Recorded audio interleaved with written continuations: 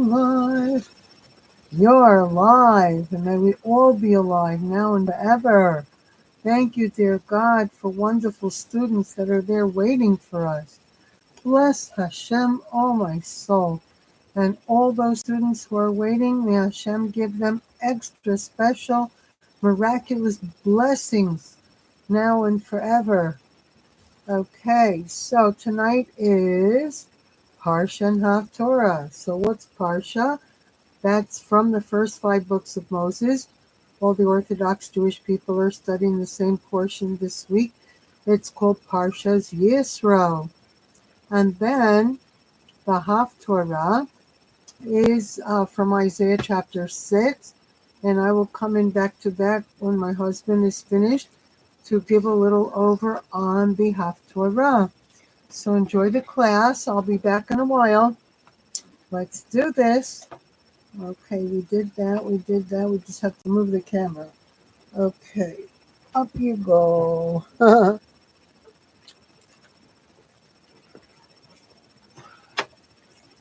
Thank you, dear God, for all your goodness, Father. Good evening, everyone. Thank you for joining us tonight, Tuesday night, the Parsha night, which we discuss as much as we can with the few minutes that we have, the features, at least some of the features of the Torah reading for this coming Shabbos.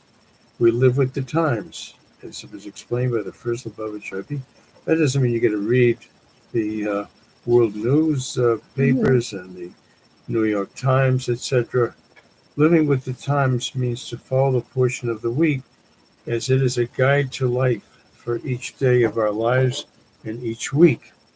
This week's portion is very, very, very dramatically important in every way. What have we been studying the last few weeks? We've been studying about the story of the Jewish people in Egypt, how God saved them very miraculously. He punished the Egyptians with 10 plagues. The people went into the wilderness. That took a lot of courage on the people's part to follow Moshe Rabbeinu, going from a settled land, as much as they had suffered in Egypt, but go into a wilderness, into a desert, without preparations and depending upon the Almighty for everything, and having faith that God would not only guide them safely where they are supposed to go, but provide them with all their needs. They didn't even prepare before. They didn't pack. They didn't pack before, as people normally do to go out on any kind of a trip. And this is really a trip where there's nothing. There's no stores. There's no Stop and Shop. There's no Home Depot. You don't have a clothing store and cleaning store there, etc., etc. So these portions have showed that our faith in Almighty was rewarded by many wonderful things that He did for us. In last week's portion, He split the sea for us, saving us finally from the Egyptians. That was like the completion, in a sense, of the exodus from Egypt, to be finally released completely from the Egyptian slavery, their pursuit, their persecution of us in every way, and the evil plans in the end as well. So now, what is our purpose after we're free?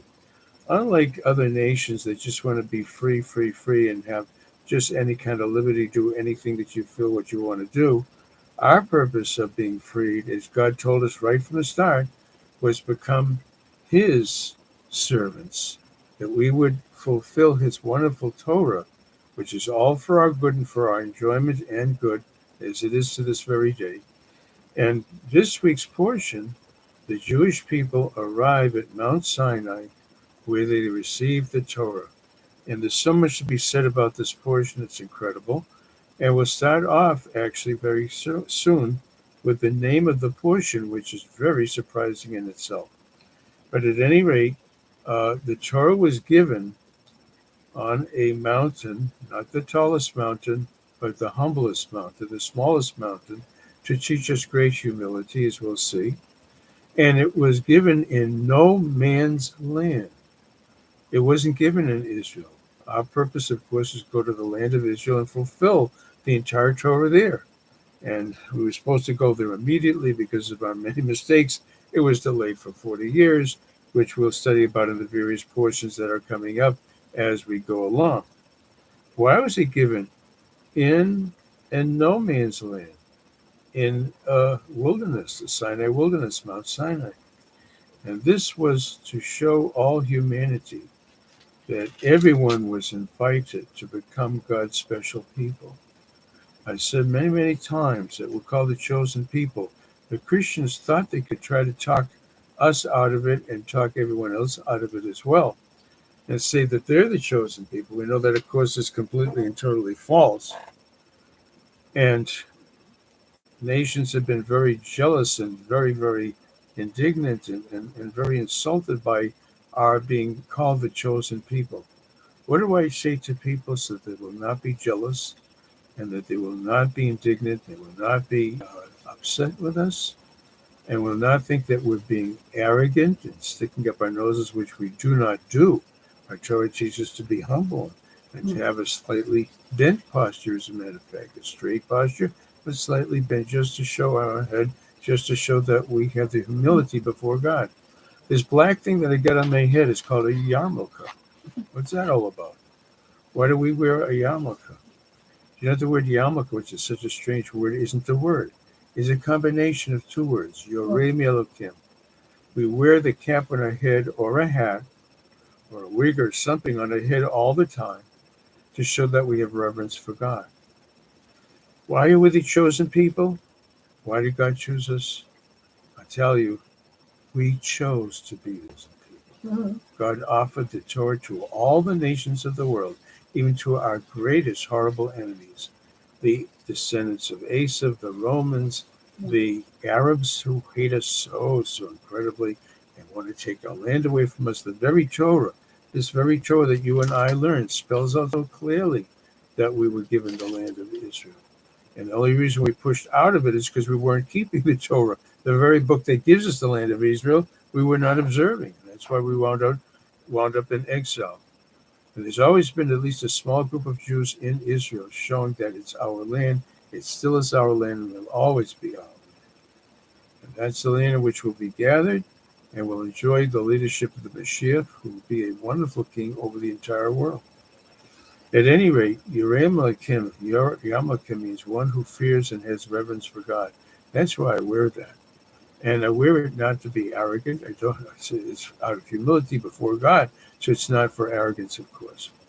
So this portion describes the Almighty descending upon Mount Sinai, no man's land. Anybody could come, free admission. You didn't have to show up with your resume or your past history or your pedigree. No matter who you came from and whatever you had been, whatever life you had lived before, everyone was invited, was able to come for the giving of the Torah. Well, we didn't have any competition. When God approached each nation, it was asked, do you want to come and receive my holy Torah? Well, what's written in it? We want to know, what will we be getting ourselves into? And this one says we can't steal. Oh, wait a minute. Stealing's part of the way we make our living. Forget that. Sorry, God. Maybe another time. And other people said, well, we like to live with immorality, with no self-discipline and freedom to do whatever you feel what you want. We like worshiping idols, and we like killing. We live by killing. As you can see, the Arabs, their extreme groups that they have, these real extremists, that killing that's their way of life. Their way of life is the opposite of life. They're not afraid. They say if they could be a martyr, that's their biggest accomplishment, to be a martyr for their false, horrible cause. In our Torah, God wants us to do everything to preserve life, preserve our own lives and other people's lives as well. Even our president, it's interesting, the president who is not a Jew, and we're going to learn about a very famous non-Jew soon. He's not a Jew, but he's terribly upset not only to see Jewish hostages treated much, much worse than animals, with tremendous, incredible abuse. And he's seen films of the Holocaust. Even I did too, as a youngster. And he says that's what the hostages look like. And he's so desperate to stop the killing. He's looking for every possible way to stop it, including his latest threat is Hamas is not going to release the rest of the hostages, he's gonna. I don't say that word, but he's gonna. He's going to give them their wonderful requests. They can be mad. They can be. Oh my goodness, they can all be martyrs. That was the word I was looking for. Is that where they want to be? Just wiped out as martyrs for their false extremism, etc., etc. Anyway, this is the portion in which the Ten Commandments, and actually the whole Torah was given in brief on Mount Sinai in this portion. And that's why God created the world. What did we get out of Egypt for? As I started to say, was it just to be free and be able to sleep late? You ever not have to work or whatever? What is the purpose of freedom? Do whatever you feel like, whatever you want to do. The Constitution of the United States and even the Declaration of Independence, the purpose there wasn't to throw off God, even if you were not Jewish. Not to throw off God, not to throw off the Ten Commandments, which they understand as well, or the seven Noachide commandments, which are for all human beings, etc. When freed from England, right, the revolution, freedom has to have a true purpose, because without a proper purpose, and the Torah gives us a purpose, to serve the Almighty and live according to his instructions, and then you'll be a free human being. You'll be free from your temptations, free from your stupidity, and from your crazy lusts and fantasies and arrogance. I gotta conquer the world. That's not what freedom is about. Freedom is to live a good, wonderful, pious life, a religious life. If you're a Noachide with the seven Noachide commandments, if you're a Jew with the 613 commandments, then you have freedom from your idiocy. You have freedom from your temptations, your stupidity. What's happening now? One of the things that President Trump is trying to restore is morality into this country, sensibility, common sense, and to remove all the stealing of people's money by the billion and by the trillion, etc., etc. That's what a Noachide should wish to do. You and I, we have 613 commandments. Who made us the chosen people? We chose to be the chosen people. We were given a choice too. We didn't ask, what's in your holy Torah, Hashem, so I can see if I like it. I'll give a taste, I'll give it a try, and then see if I'm going to go along with it or not. And if not, forget it. That's not what we answered. We said, Nasa, whatever you tell us to do, we will do it. And Nishma, we'll try to study your holy Torah. We'll try to understand the wonderful commandments. We'll understand why there's 613, not just 7. And we'll obey them as best we can. And then, after obeying the creator of the universe, who certainly knows what's best for us, we will continue to study to find the meaning behind each of the commandments. All right, with that, I'm going to try to speak a little bit about the actual portion. I have summarized some important points already, of course. The portion is called Yisro. Who was Yisro? We met him before. He was the father-in-law of Moses. Moses married his daughter Tzipporah. And at first, Yisro was afraid to be very nice to him, as a matter of fact, you should know, because he was a fugitive. He was running away from Pharaoh. Pharaoh was out to kill him. That's how he wound up in Midian and wound up with Yisro's daughter. So this Yisro, who had 7 names altogether, some of which we'll mention soon, he heard about the tremendous, wonderful miracles that have been done for the Jewish people. And there's 2 of them that are listed by Rashi that impressed him so enormously that he left Midian. He left, we think he was in a wilderness. He was a super wealthy man. He was a very, very high nobleman. In fact, he was one of Pharaoh's advisors at a certain point, too. He left his home. He left his estate, palatial estate, and he went into the wilderness, a wild, empty place where the Jewish people were encamped shortly before we received the Holy Torah. And what impressed him? The splitting of the sea. Very miraculously, the sea was split with a channel, a split for each of the tribes to walk through, and the drowning of the Egyptians that resulted in it as they try to chase after us, and also the attack of Amalek, the vicious Amalek. And that's why these terrorists today are Amalekite terrorists. That's what I call them, Amalekite terrorists. People with incredible cruelty, incredible brutality. They attacked us for absolutely no reason at all. Not only had we not done anything to them, they were a distance from us. We were far from them. But what they couldn't stand was such hatred for the Jewish people, like these terrorist Arabs have for us today. These Palestinians hate us as well today for no reason. The Amalekites couldn't stand that things were going well for the Jewish people.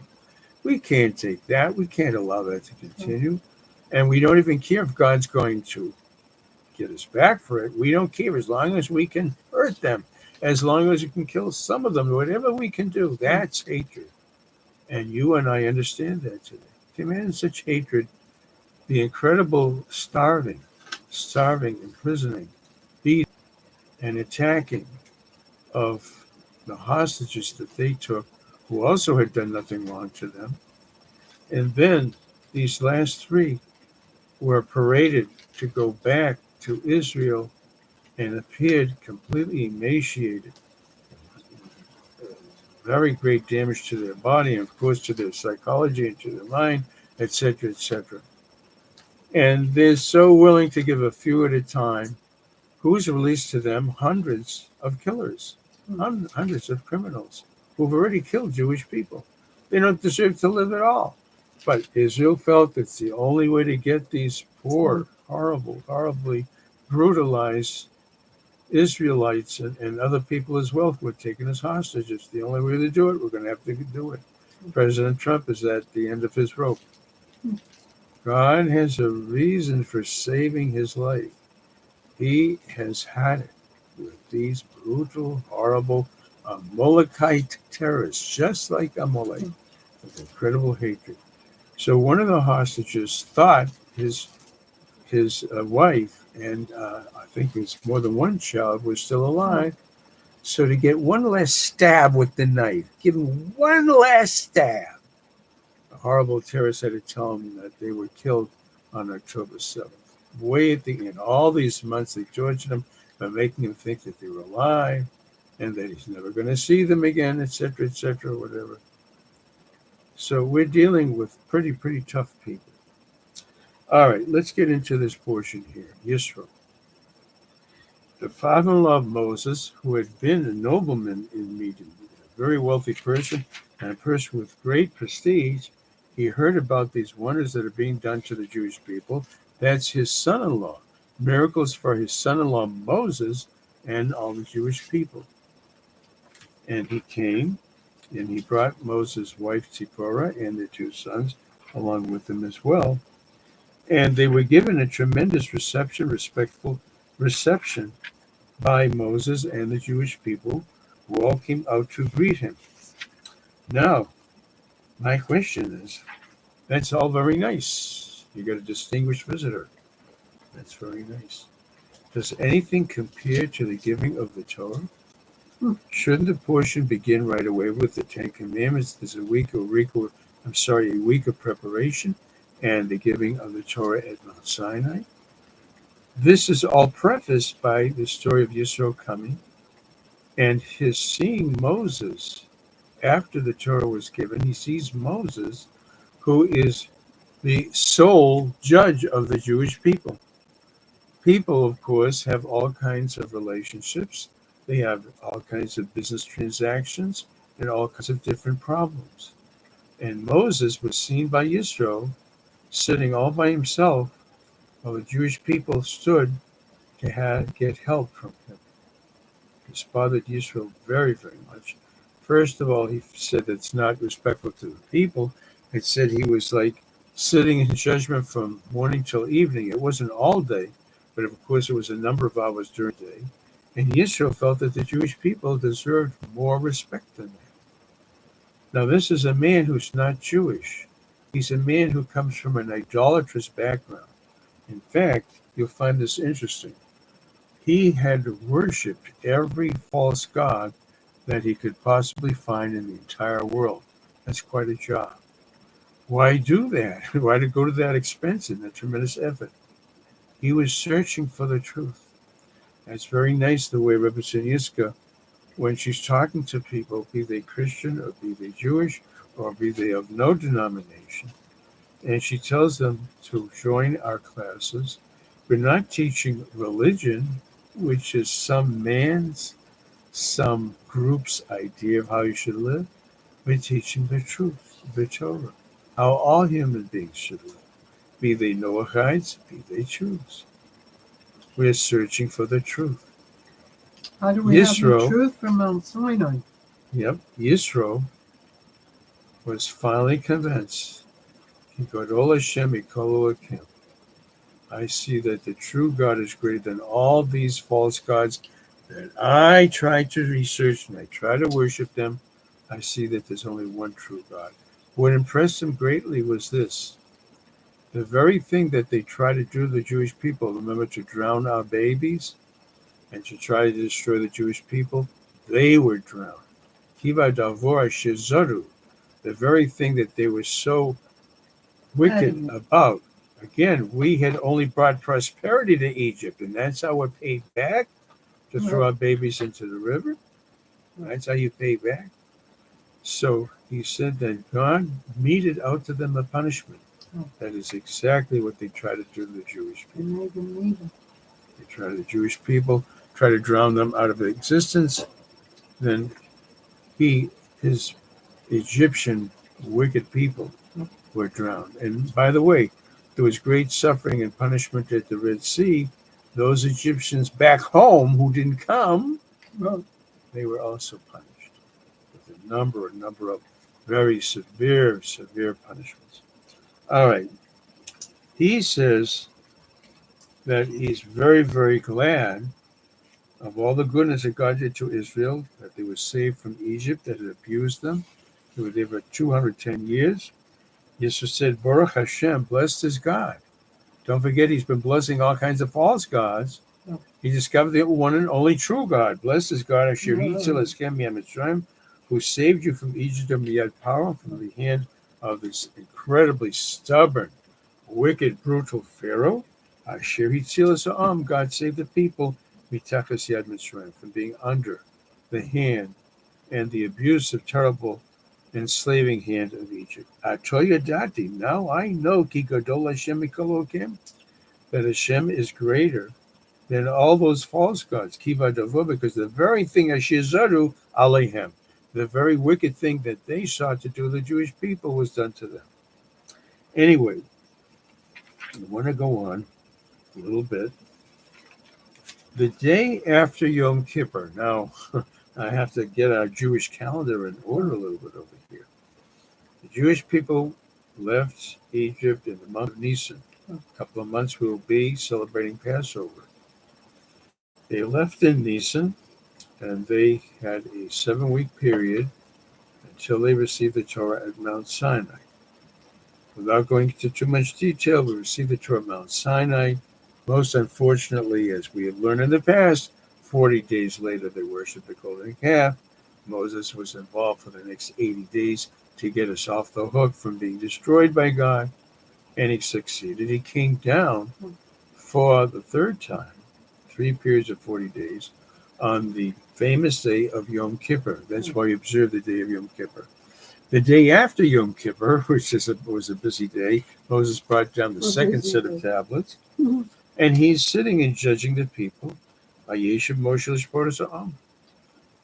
is the only Torah authority that's credited and given the authority to judge the Jewish people. He studied the Torah with God for 40 days and 40 nights. He learned the entire Torah miraculously, and now he's the one who's qualified to help the people. So it says he was sitting like from morning till evening because of his devotion. It wasn't actually morning to evening, but he was showing such tremendous devotion that he's given credit as though he was doing this all day. Yisro sees all that Moses is doing for the people, the one and only teacher, the one and only mentor, the one and only inspirer and the king of the Jewish people.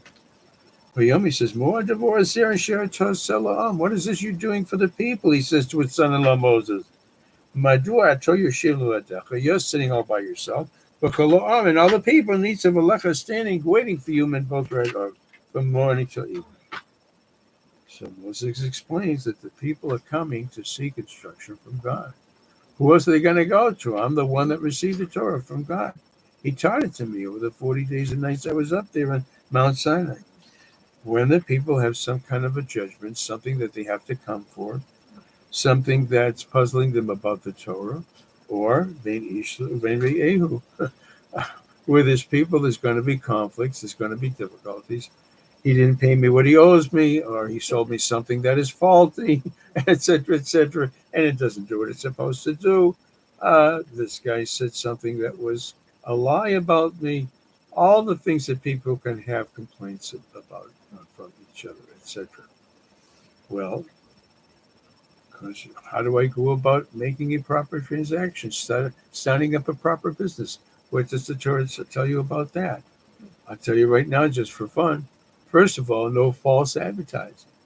Another thing, don't paint up the thing you're selling to make it look like it's worth 10 times more than it is. That's just an example of Torah laws and setting up a business, etc., etc. You sold someone property. What exactly is included in that property? If the property has different floors or different rooms, or perhaps it has different entire areas, like Mar-a-Lago. Mar-a-Lago is not a simple house now, is it? You know, that's President Trump's home. It's a massive estate, etc., etc. And you're selling all of it. You're selling everything on the lawn as well, on the property, in the yard. All these questions have to be answered through a Torah authority. What do I actually do to make it mine? To sell it to this other person, etc. Okay. So we have one authority, and there's actually millions of Jewish people. It's not just 600,000 men, but there's actually millions of Jewish people there in the wilderness with Moses.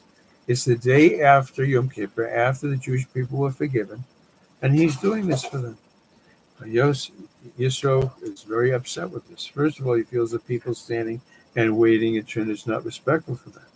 Then he also says, Novo Tzibo, you can't handle this superhuman job by yourself. We're not asking for miracles here. You can't handle it. You're going to be worn out. And even those few assistants you might have, your brother perhaps, or maybe the elders, it's much too much for you to handle on your own. So before I go into his suggestion, which shows you why the portion begins even before the Ten Commandments, the Torah names this portion Yisro because of his great respect for God, his great respect, as we see, for saving the people, his great respect for the Torah, love for the Torah. And he gave a suggestion to Moses that we will discuss fairly soon, which is very logical and very sensible.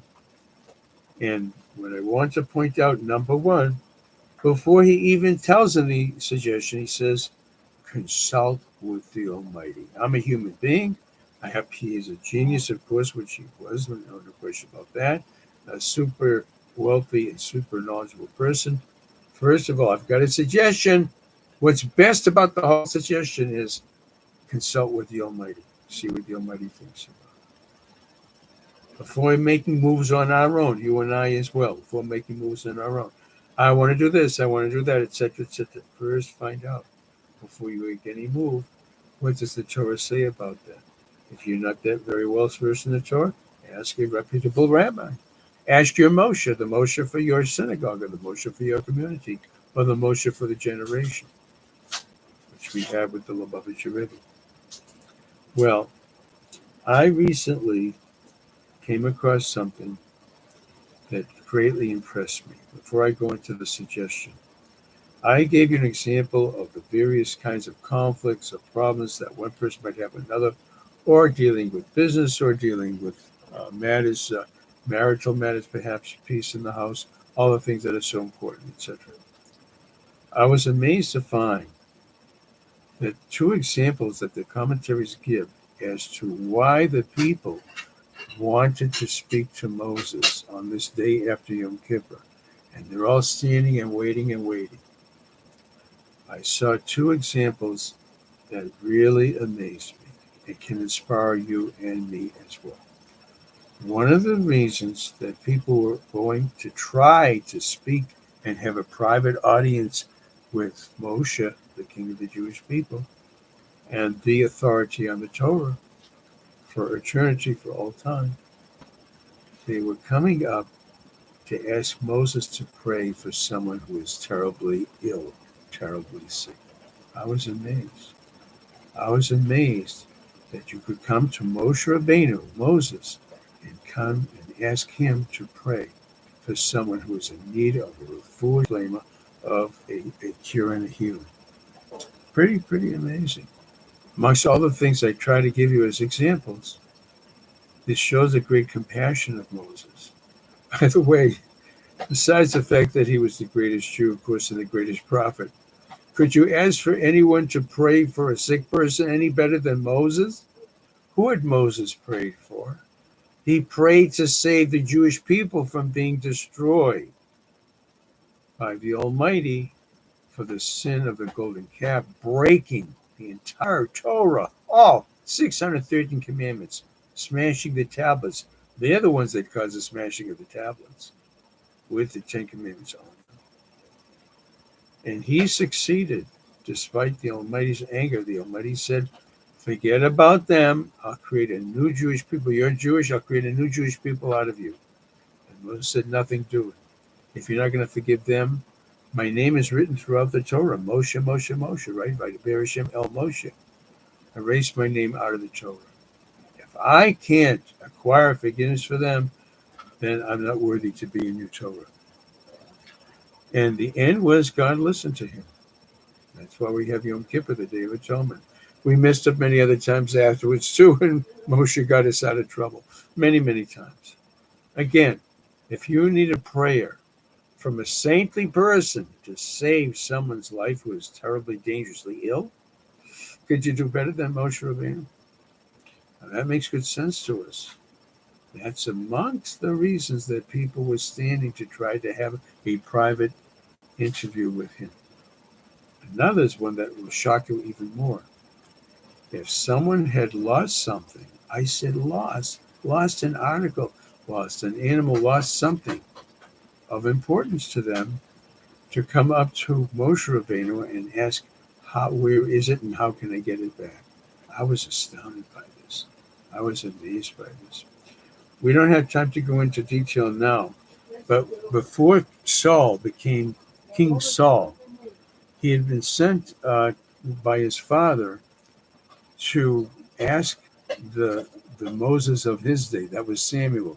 Remember we learned about the birth of Samuel, his wonderful mother, how we learned how to pray on Thursday nights, how we learned how to pray the Shemona Esrei from her. So her son, that famous Samuel, whom she had prayed for with all her heart, that son Samuel was a great prophet of the Jewish people. He was the Moses of his generation. And Saul comes over, he's a young man, comes over to ask Samuel an important question. What could it be? This many centuries after the Torah was given already, the Jewish people were in Israel, and we were in control of Israel as well. What was he coming up? What did he have to help his father with? You won't believe this. His father had lost 2 of his donkeys, and Saul was sent to the prophet, to the Moses of the generation, to find out where they were. So we see that people were doing the same thing with Moshe Rabbeinu. Someone coming up, they had lost something and asking for advice how to get it back. Jewish property is important and holy too. And without going into great detail, to you, donkeys and mules or whatever are they're animals, and you and I think of animals as being playthings. They're pets, etc., etc. You and I take yourself back a few centuries. You know what a donkey was? You know what a pickup truck is? A pickup truck. A donkey basically was a pickup truck. It was used to plow land like a tractor. A pickup truck, that's what it was used for. and some people use it for transportation as well. We'll be learning about Bilam sometime after this, etc., etc. This teaches us that you could approach the Moses of the generation with even something so insignificant, you would think, so unimportant. All right, praying for someone to recover, that's obviously very, very important. But to know that Moshe took his time and that he'd be willing to pray, not just to hear it, but to pray for that person, that was big. But now here, just to find out about personal property that was lost, help a person recover their personal property. Look at how the importance of every detail of a Jew or Jewess is to the leader of the Jewish people.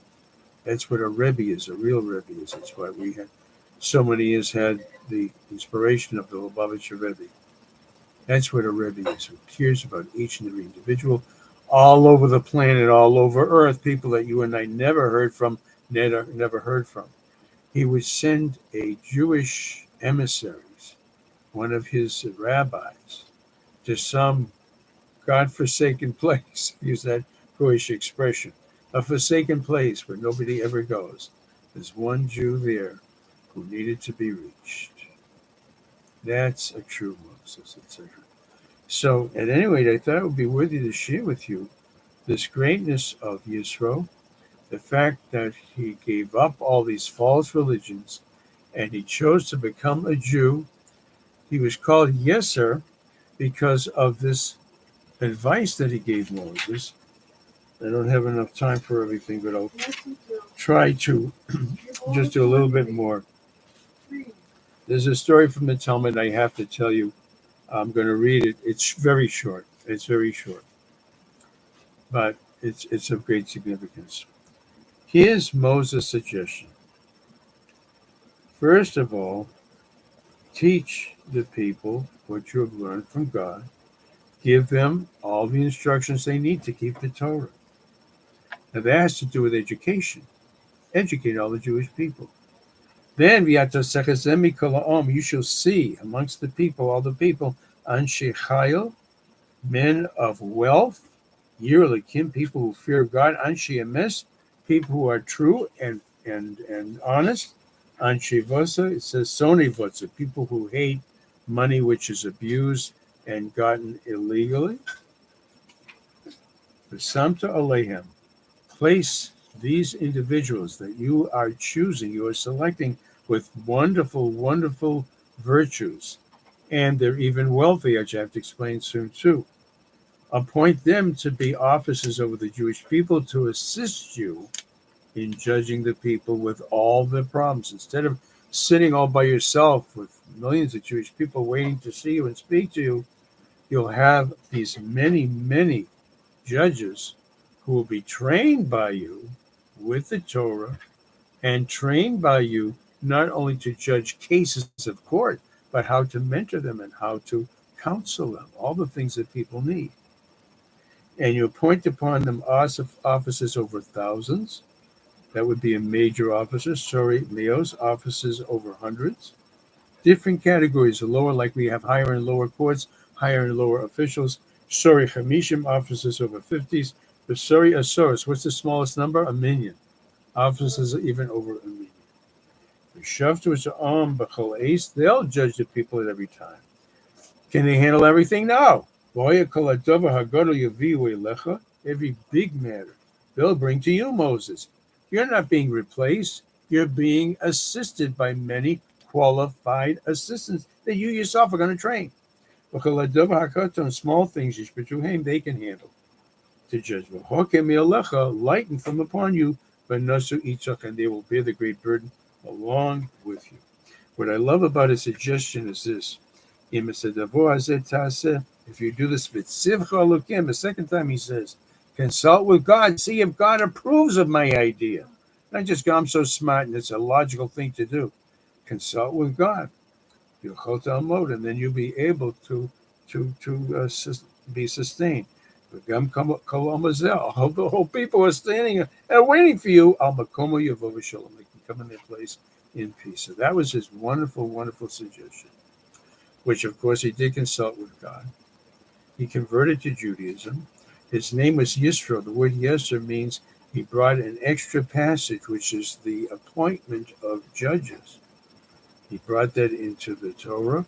It's not that he invented it. God gave him the privilege and the merit to reveal it, but it actually was part of our Torah all along. When he converted a Vav, which is one of the letters of God's name, that was added to his name from Yeser, which means an extra portion about the judges, the great advice, and Yisro, after he converted and became a full-fledged Jew himself. All right, I'm going to take a few more minutes, which not too much, Rebbitzin. I have to take at least one of the 10 commandments for a short discussion. Take one of the 10 commandments, which is in this week's portion, 10 Commandments, and one of them that you're very, very familiar with, Kabedes avicha v'esimecha, honor your father and your mother.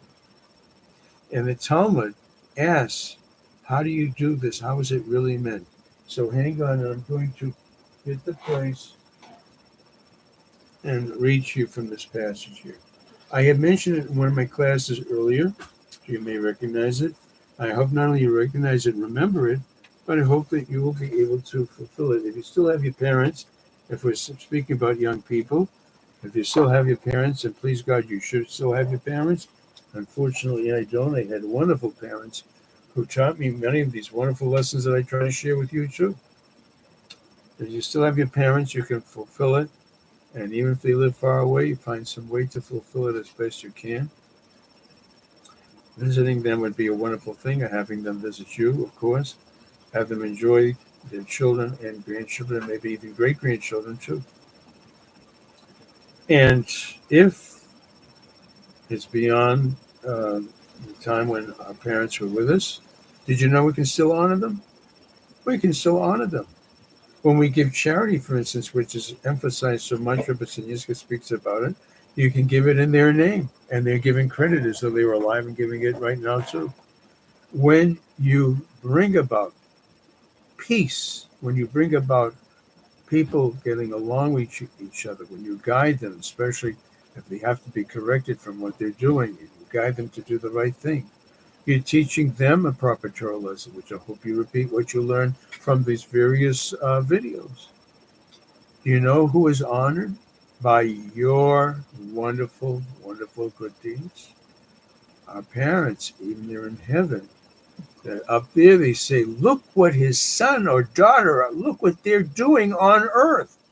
We surely want to give you great honor and great prestige and great, great enjoyment. In heaven, as we all wait for the reincarnation, we certainly have to give you the utmost respect. Look what your children are doing on earth. Look at the kindnesses. Look at the good things that they have done. Look how they've turned away from the stupidity and the foolishness and evil of the world. If they're in a world of mud and muck, they've turned away from it and turned others away from it as well. We can honor them in that way as well. In the Yizka prayer, right? We know that 3 times a year we do the memorial prayer for the departed, which is mainly for parents. It could be for other relatives too. That we donate charity for their sake. It's considered as though they are taking out their wallet and checkbook and they're giving it themselves. You can merit them. You can bring merit upon them, even if they're not still with us. All right. Let me read just a little bit. Rebbitzin, I just need a couple of minutes, so please be on, please be on the line. I'm just going to take a few more minutes. Let me, all right. Bo'emine mirav ula. They asked a problem from a great rabbi of the Talmud. I'm reading to you from the oral. Why am I reading it if it's oral? It was passed down to us from generation to generation orally, and then we had got permission to write it down because people were forgetting it.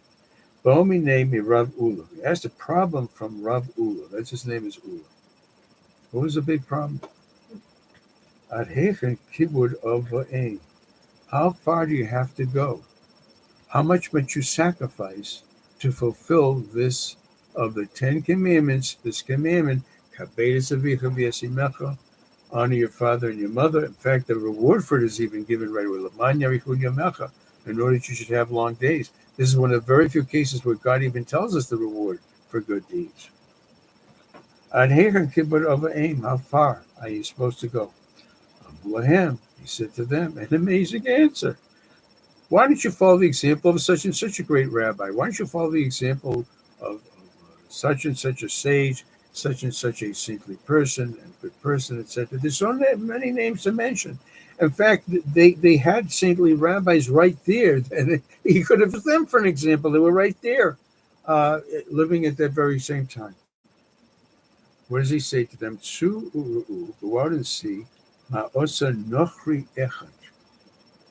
Go out and see what one non-Jewish individual did live for his father by Ashkelon. Ashkelon, by the way, is still a city in Israel on the west coast, by the way. What was his name? Vidama ben Asina Shmo. He even identifies not only where he lived, he identifies to the students, he identifies to them his name, Dama ben Asina. Not Jewish. In fact, he was idolatrous. Wasn't even a Jew, wasn't even a Noachite as far as I can tell. Amru, they said, Pamachas, Bikshu Chachamim Pragmatia B'Shishim Ribo Socher. These sages were dealing with a certain business transaction that involved $600,000 of profit. A huge, huge transaction would involve. And in order to be able to complete the transaction, they needed something from a chest that Dama's father was sleeping on. The Dama says, the key that was needed to open up whatever the had to do with merchandise, I imagine, something super valuable. Munach tachas marashosa shalaviv. The key for the chest that had what they needed to do this enormously fortune of a transaction was under his father's head, obviously for safekeeping. And though he had the opportunity to make an enormous profit, tremendous profit, he would not disturb his father's sleep. That's how far you should go with honoring parents. To open a big mouth to them, God forbid, what a terrible sin. To just walk by them without greeting them properly, or without making sure they have a seat where to sit down, or seeing whatever needs they need, or speaking to them in a respectful, wonderful way. Of course not. Of course not to do anything disrespectful. Even to sit in their chair is disrespectful. To contradict them is disrespectful. To say, you know the truth, I like what everybody else says, but you're right. That's no good either. Mm-hmm. Here, a fortune could be made not by a Jew who is Ten Commandments. No, not by a Jew who is at Mount Sinai. No, a Nochri. He's called a person who is a non-Jew. Of all the saintly Jewish sons and daughters that could have been used, that shows immense, tremendous honor to their parent. Who does Rav Ula choose? A non-Jewish person. This teaches us to always be aware of what's around us. The great Baal Shem Tov, the founder of Hasidism, taught us that whatever you experience in your life, find a way to use that to make you a better Jew or Jewess. Find a way to serve God with it. We have a president right now who is a non-Jew. And what it's so interesting, the contrast. I'm sure you've made this on your own. Biden went on vacation all the time. He went on vacation, major catastrophes, major problems, and he slept through, etc. He made sure he had his favorite flavor of ice cream, etc., as you may remember. The country went to pot. The economy went to pot. He insists everything he's doing is right. And he made sure to go on vacation. He went on vacation more than any other president. And it looks like he was on vacation more than he worked. It looks like there were more vacation days than work days. That's what you had. Contrast this with the non-Jewish president we have right now. I can't imagine when he could possibly sleep. There's so many hundreds of things that went wrong in this country. He's making all kinds of executive orders. And that's not a joke. That's not just you scratch your signature on it. This goes into law. This goes into practice. This sends out troops to the border. This takes away millions or even billions from fakers and all kinds of false institutions that have taken your money and my money and squandered it and thrown it on the, of course, I was thinking about this. Of course, each one of these false people who saw to it that your money went all over the world for nothing and for craziness, stupidity, you must have heard already. Of course, they must have got a healthy cut of it for making the Congress or whatever governmental official or department willing to give away their money for such a stupid purpose. This president is trying to correct everything he can that has been wrong over many years, and especially over the last 4 years. When he sleeps, how he sleeps, I do not know. Long before he even took the oath of office, he was meeting with world leaders. He was already working on all the projects that he needs to do in order to straighten the country out. He's not being paid. He doesn't need to pay, of course. He's a multi-billionaire, if not trillionaire. And he's not taking Doesn't money. need money. Doesn't need money.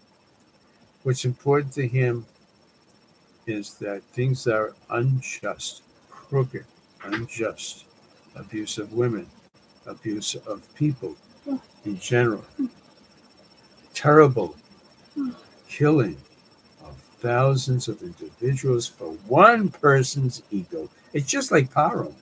It's just like Paro, some of these guys. This Chai of Xi Jinping, whatever his name is, from China, and Putin in Russia, and all the way along too, all around the world. All around the world. There's still these individuals who are ready to conquer the world, and they don't care what it takes. They don't care how many innocent lives have to be lost in order to do it. Not even the soldiers themselves. The cream of the country, the young men and young women, right? Young men and young women, they're supposed to be moms and dads of the generation, to operate wonderful businesses, make inventions, do all kinds of wonderful things for the country, killed by the thousands, or 10,000s, 100,000. That's it. So we see that a non-Jew, just like that's what happened here in the Talmud, a non-Jew was selected to be the prime example of a model son, of a son who gives honor to his parents. There's another story too. I'll take a little bit more. I took up all your time all the already. time you like. I took all your time up. No, listen to me. I need you to do a quick overhaul of the. No, I don't look at me. Yeah, I can't do that I today. don't understand. Okay, so let it go. Talk about something else. That's a lesson. So it's a great vision that was given to Isaiah the prophet. That's just all you like have to Mount do. Sinai. 2 seconds. Mount Sinai was the greatest revelation to all the Jewish people. So in the HafTorah, Isaiah, the great prophet, is shown firsthand God's majesty and the holiness of his holy abode in heaven. And it's from him we learn the Kedusha, the sanctification, Kadosh, Kadosh, Kadosh. You heard the angels saying, Holy, Holy, Holy, Hashem Tzvakos, the Lord of hosts, Lo Kol Haaretz Kavodo, who fills up all of the earth with his glory. So the HafTorah, again, it mirrors and matches to what the Torah. I'm going to do one more story. I got to let Rosen have a few seconds of this. No, I don't. I'm Rabbi Yehuda, I'm a Shmuel. Rabbi Yehuda, in the name of Shmuel, said, Sholos Rabbi Eliezer, a different rabbi now. They asked a different rabbi, Rabbi Eliezer, Ad Heichen Kibbut Ovaim. In your opinion, how far must you go out of your way? How much must you exert yourself and sacrifice upon yourself to really honor your parents? Lahem, there's many stories here. I'm just taking these two. He said to them, Tzu Ura'u, go out and see. Ve'osa nochri echad be'ashkelon. Same person. Go out and see this non-Jewish person in Ashkelon, which was a city in Israel, as I said, which is still there. La'oviv, what he did for his father, Dama ben Nesina Shmo. His name was Dama ben Nesina. One time, Bikshu Mimenu Chachamim, the sages, the top rabbis of the Jewish people, needed something. What did they need? Avonim lo'ephod. We will be learning in the portions that are coming up that the priestly garments, the high priest especially, had various special garments they had to wear. And the ephod is called the breastplate, had a special precious, very, very valuable stone for each one of the tribes, in which the tribe's name was engraved upon it. So they needed stones for this breastplate of the priestly garment. And he was a person, David ben Asina. Apparently his father was in the jewelry business. And it involved the Samach Ribo Sochor, $600,000 of, in those days, 600,000. Today would be 600,000 billion. And I'm going to tell you, this is before, this is long before inflation. Wow.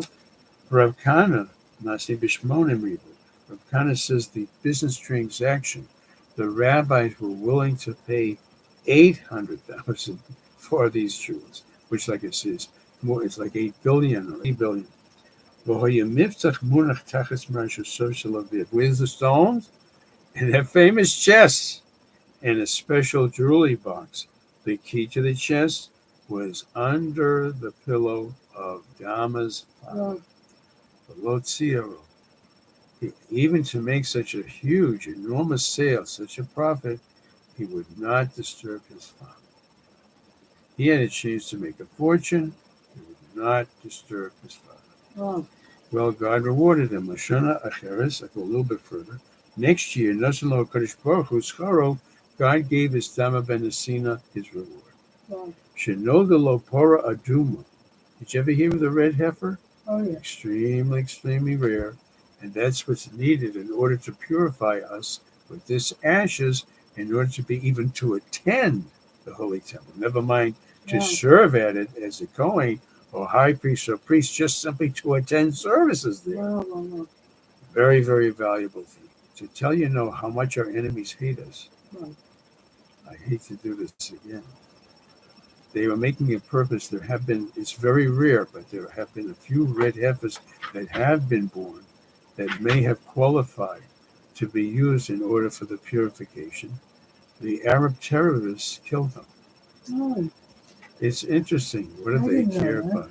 Red heifer with us. Wow. They hate us. They hate our Judaism. They hate our creator. I didn't know that. Isn't that weird? Because deep down inside, they know their days are numbered. And they know we need that red heifer in order to do the special services to be able to build and to able to attend and officiate at the Holy Temple. Isn't that interesting? They know their days are numbered. Those who are on the Temple Mount, that mosque there, very nervous, very agitated, because they know they're very close to the Jewish people finally take over the Temple Mount and the country of Israel in the true way, the Torah way. Anyways, the Almighty saw to it that a red heifer would be born by Edro in his flock of sheep. That's this Dama ben Asina, the man who showed tremendous respect for his father. Nicholas Chachmei Yisrael Etzlo, so the wise rabbis of Israel, top rabbis of Israel, came to him to make a business transaction with regard to the red heifer. Amalahem, you know what he said to them? Yodea ani bachem, I know about you. I know this is so precious to you. If I asked for all the money in the entire world, you would give it to me. I know how desperately you need this. No, I don't want to take advantage of you. Look at his wonderful principles. The only thing I want to do, I ask from you that money that I lost because I did not want to disturb my father. I'm just asking that you give me that much. That would be fine. This is a non-Jew. This is not even a Noachite. This is a non-Jew who had very, very wonderful basic principles. Anyways, now that we have learned the top fulfillment of honor father and mother, let's see what we can do not only with that commandment, but with all the commandments God has graced us with. Please give your attention to Reverend Sinyiska. No, I want to ask you a question. Yeah. Okay. In chapter 1, it was talking about the Merkava, yes? Yeah. And then it was talking about the commentary, this chapter, 6, as the Merkava again. Why? Because the Jewish people, in seeing God reveal himself, saw the holy angels in heaven. He opened up the heavens for them, and that included the angels that support God's throne, etc. This is all meant as just an example. God doesn't have a throne, he doesn't have a chariot, whatever. But at any rate, that's what the people saw. They saw the Almighty's holiness, and they saw these very holy angels that ministered to him. And that's why the HafTorah is so connected, so very closely connected with the portion. Excellent question. Thank you. And please stay on. Please stay on for us. I took up more than all of her time this time. You forgive me. And what you were doing was helping me because I'm bushed. After all, I didn't even get like my normal rest period today, and I'm overtired. So I'm so glad we you both did push. that. Yeah, it's okay. We both push ourselves. I'm pretty pushed too, and push ourselves. And we just learned how far we should go out to honor our parents. How about to learn and teach the very Torah? Isn't that what Moses said to? I'm sorry, what his father-in-law said to Moses, right? He says, train the people fully and correctly and accurately for the Torah. See how important teaching is, even if you're up from morning to evening doing it. Okay, Richardson, do you want to? Okay, I'll take it over close a up. couple minutes up to you. I'll close up. Okay. Let That's me- fine. let me Thank you get all it. for attending, and please continue. With the help of the Abishter, right? Okay, let's get up and over there. Boy. So, I hope you enjoyed. You got a double portion today from my husband. Sarah, always good to see you. All the time and effort that we both put in to bring these classes. That's because we love Hashem and we love you all as well. And we're very glad. It's a pleasure for us to do it. And most of the time, I'm up and running for it. But I've been a little on the overtired. We went to a chiropractor appointment today, and then we were buying a few things we needed because tomorrow it's too cold to go out. The high will be below zero tomorrow. Anyway, to make a long story short, I'm a little more bush than normal. But in any case, my husband was able to cover everything. Thank you, God Almighty. And with the help of the Almighty, I will be there with my husband. No, today's Tuesday. Tomorrow night, I will be alone with the Almighty teaching the class. And then Thursday night, me and my husband will do biblical laws together. So enjoy life and enjoy your week. And may the Almighty keep you all in perfect peace, help your finances to ever increase, keep you perfectly healthy. You should see only goodness in your life in every area of life. Thank you so much for coming in. We say Zai Gabench, which means God bless you all. Shalom, shalom. We'll see you tomorrow. Tomorrow, you got a whole hour of me if you can handle it. Shalom, shalom.